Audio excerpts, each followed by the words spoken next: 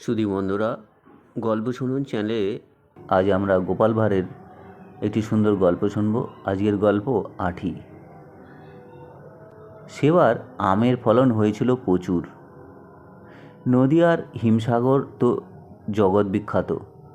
এছাড়াও মুর্শিদাবাদ থেকে নবাব কয়েক ঝুড়ি আম পাঠিয়েছেন, যেগুলো শুধু রসনা তৃপ্তি দেয় না তাই নয়, মুখে স্বাদ লেগে থাকে বহুদিন ধরে। একদিন রাজামশাই তার রাজসভাসদদের ডেকে বললেন, আগামী সপ্তাহে রাজসভায় আম খাওয়া হবে। যে যত পারবেন শুধু আম খাবেন। নদীয়ার হিমসাগর তো আছেই, সঙ্গে থাকবে মুর্শিদাবাদের বিখ্যাত আম, তোতাফুলি ইত্যাদি নানান সুস্বাদু ও বিখ্যাত জাতের আম। রাজদরবারে সভাসদগণ বসে আছেন। দাস দাসীরা ঝুড়ি ঝুড়ি আম নিয়ে অপেক্ষা করছে। হুকুম হলেই তারা দিতে থাকবে। খোসা ছাড়িয়ে যে যার মতো করে খাবো। অর্থাৎ দাসীরা আমাদের খোসা ছাড়িয়ে আম দেবে, না নিজেরাই নিজেদের মতো করে খাবো? একজন বলল, নিজের মতো করে খেলে মন্দ হয় না, কারণ একই সঙ্গে আমরা আম খাওয়ার আনন্দে তাহলে আমাদের ছেলেবেলাকেও ফিরে পাব। আর রাজামশাইয়ের সেরকম ইচ্ছে ছিল। সুতরাং আমের মহোৎসব শুরু হয়ে গেল। যে যার মতো আম খেতে লাগলো। কেউ আমের পিছন দিকটা দাঁত দিয়ে কেটে সামান্য ফুটো করে চুষে চুষে খেতে লাগলো।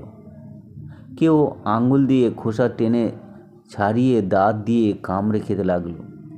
রাজামশাই তো দাসদাসীদের চলে যেতে বলেছেন, অতএব দাসদাসী আর সেখানে কেউ নেই। ঘরময় আমের গন্ধে ভরে গেল।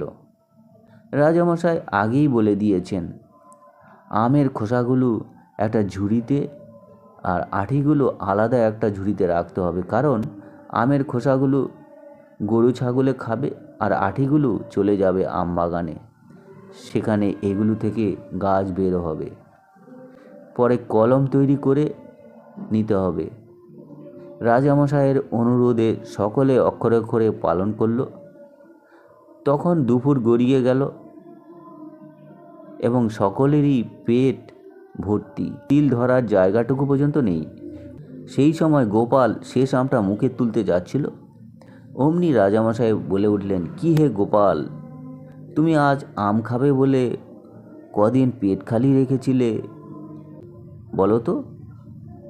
মুখের আমটা হাতে ধরে বলল, কেন বলুন তো, আমি তো রসিয়ে রসিয়ে খাচ্ছি, তাই একটা খেতেই তো আমার অনেক সময় লেগে যাচ্ছে। রাজামশাই বললেন, তোমার সামনের ঝুড়িতে কত আঁটি আম জমা রয়েছে, ওই আঁটিগুলো বলবে কে কতগুলো আম খেয়েছে। গোপাল তৎক্ষণাৎ বলে উঠল, হুজুর, আমার সামনে আঁটি রয়েছে বলে বোঝা যাচ্ছে আমি কতগুলো আম খেয়েছি, কিন্তু আপনারা যে আঁটি শুদ্ধই আম খেয়ে নিয়েছেন তার হিসাব কে রাখে? সঙ্গে সঙ্গে সকলেই হেসে উঠল। রাজামশাই ভাবলেন, না, গোপালের সঙ্গে আর পারা যাবে না।